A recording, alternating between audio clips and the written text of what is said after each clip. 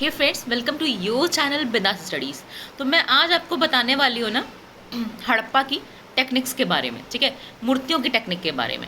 जैसे आपने देखा होगा कि हड़प्पा में 3 टाइप की ना मूर्तियों की टेक्निक मिलती है, ठीक है। एक तो हमें मिलती है चिपकौआ विधि, जिसमें मूर्तियों को चिपका के बनाया जाता था। एक होती है चिकोटी विधि और एक होती है लॉस्ट वैक्स, जिसको मधु छिद्रिष्ट विधि भी कहते हैं, ठीक है ना। तो जैसे मान लीजिए ये एक मूर्ति है, ठीक है। हाँ, थोड़ी सी फ़नी दिख रही होगी, बट कोई नहीं। आपको मैं अब देखिए, मैं कोई आर्ट की स्टूडेंट तो हूँ नहीं, तो मैं आप देखिए, मान लीजिए एक ह्यूमन की मूर्ति है, ठीक है ना। ये एक मूर्ति है, वैसे तो गिरे जा रही है, ठीक है। अगर मैं इसको चिपकौआ विधि से बनाऊँ तो मैं क्या करूँगी? मुझे मान लीजिए अब इसकी आँखें बनानी है ना। तो मैंने ऐसे से छोटा सा मिट्टी का टुकड़ा लिया, यानी मिट्टी का डोह लिया और इसकी आँखें चिपका दी।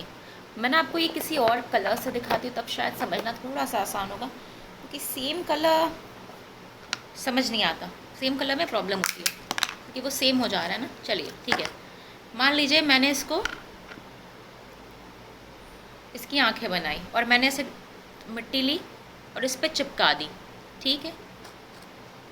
और इसकी आंखें, ये देखिए मैंने इसकी आंखें चिपका दी।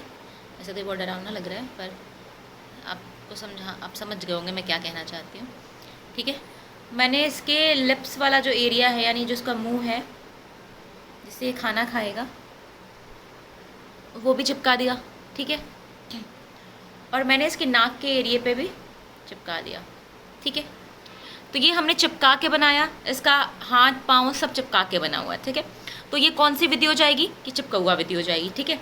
अगर मान लीजिए हम इसको अलग कर दें, ठीक है, और हमने एक मान लीजिए कि ऐसे ह्यूमन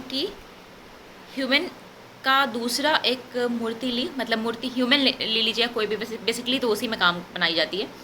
अब हमने क्या किया, इसकी आँख पे कुछ चिपकाया नहीं, इसको चिंगोट लिया, ठीक है। ऐसे चिंगोट लिया, इसकी आँखें बना दी, इसकी नाक बना दी और ऐसे चिंगोट के इसका मुंह बना दिया।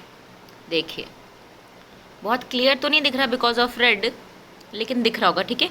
मैंने सब कुछ चिंगोट के बनाया, ठीक है, ऐसे चुटकी काट के, ठीक है। जब चुटकी काट के बना दी तो ये चिकोटवा विधि होती है, ठीक है। मतलब कि इसमें क्या करते हैं कि कोई मूर्ति है, उसको हमने अपने दोनों उंगलियों से ऐसे दबा के उभार के उसके आँख नाक मुंह सबकी शक्ल दी, ठीक है, जैसे मैंने इसकी दी, ठीक है ना, ठीक है।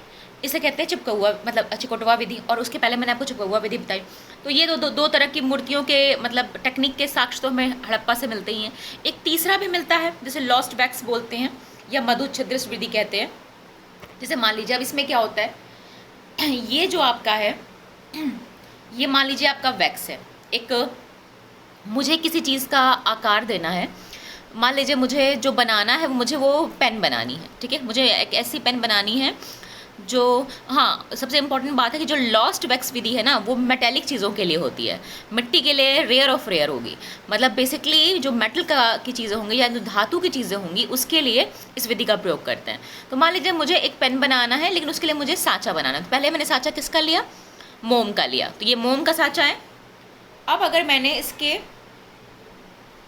चारों तरफ, हाँ, अगर मैंने इसके चारों तरफ ऐसे करके मिट्टी लगा दी, ठीक है, मतलब मैंने एक सांचा ले लिया और मैंने इसके, सांचा किसका होगा याद रखिएगा, हमेशा मोम का, तब इसको लॉस्ट वैक्स कहते हैं, ठीक है।